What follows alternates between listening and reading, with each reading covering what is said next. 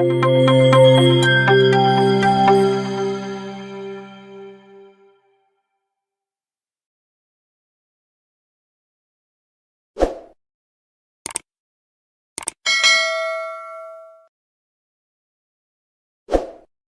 this vlog, we will try to see the concept of recursion in Kotlin. So, what is a recursion?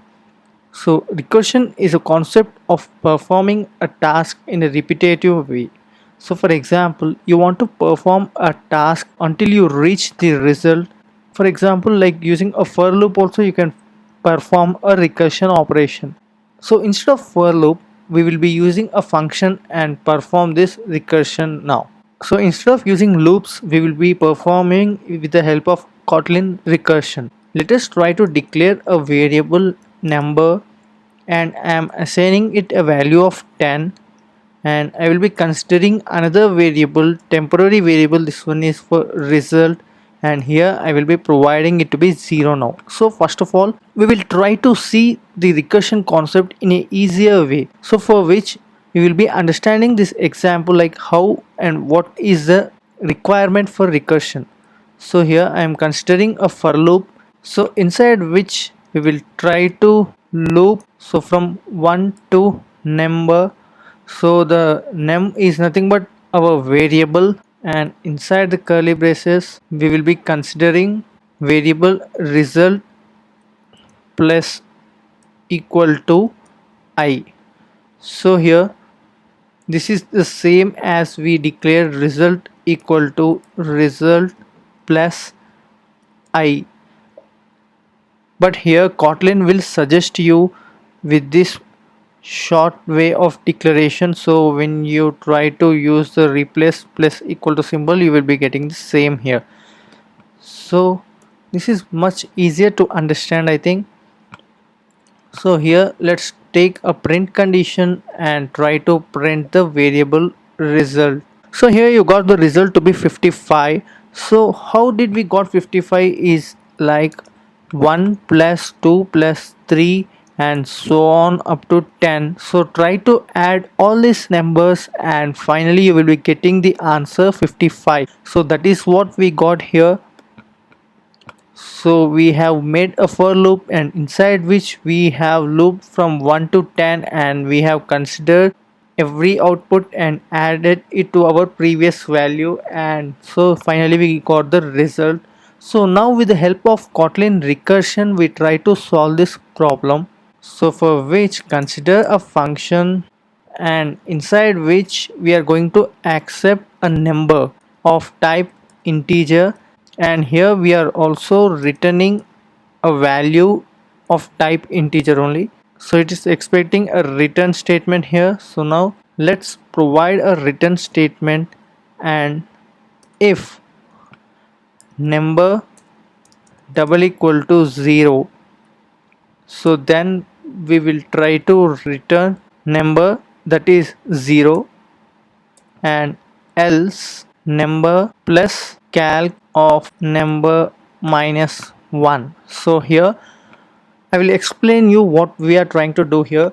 So we have specified our return keyword here, and this return keyword is applicable for the entire if else block of code here. So whatever the result may be, like it is from if condition or from else condition, it will be returned back to our main method, and here we can just make use of a print statement and can print it. So inside the calc I'm going to provide the variable number, so that is 10 here, and for now let's remove all this code and just consider the variable and print condition and print statement only. So here inside the function calculator, so let's call it calc, we have provided a return type to be integer, and now if number double equal to 0, so our recursion will stop here, else in else condition it will continuously try to do the recursion process. So first of all the number is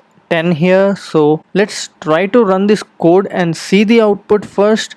So yes, we again got it to be 55 only, so let's try to change the number to 5, so it will be easier for you to understand.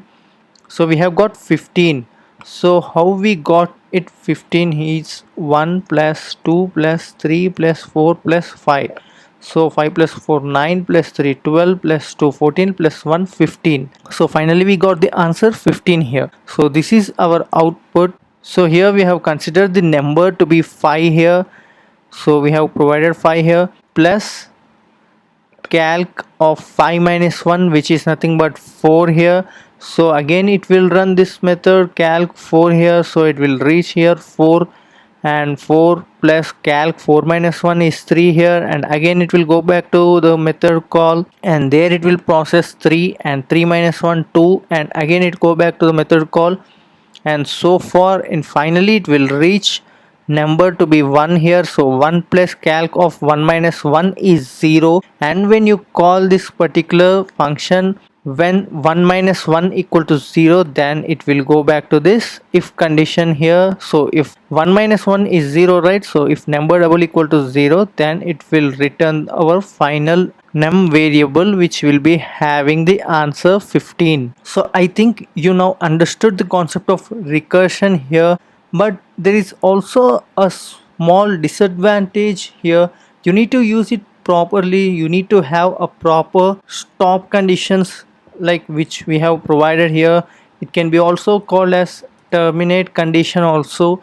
So you need to make sure your recursion also has a terminate condition. So this is how we perform a recursion, and also you can just make use of a factorial also here. So the same concept, everything here, just you can rename our method to fact, and here I'm just replacing it everywhere as it's only repeated 2 times. So or else you can just refactor the code, and here instead of plus you just need to provide a multiplication symbol here.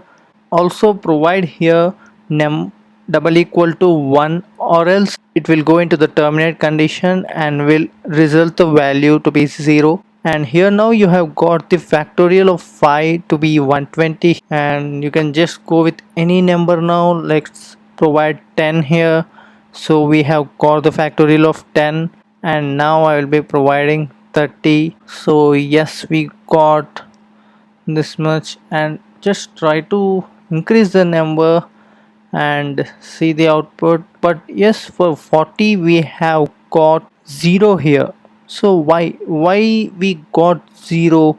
It was working for 5 10 30, and now for 40 why we got 0?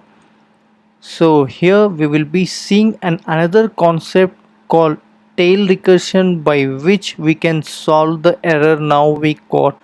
So in our coming tutorial we will try to see a concept called tail recursion, and using which we will try to solve this problem. And so this is it for this tutorial, and if you like this tutorial, do like, share and subscribe to our channel for more interesting content on Kotlin.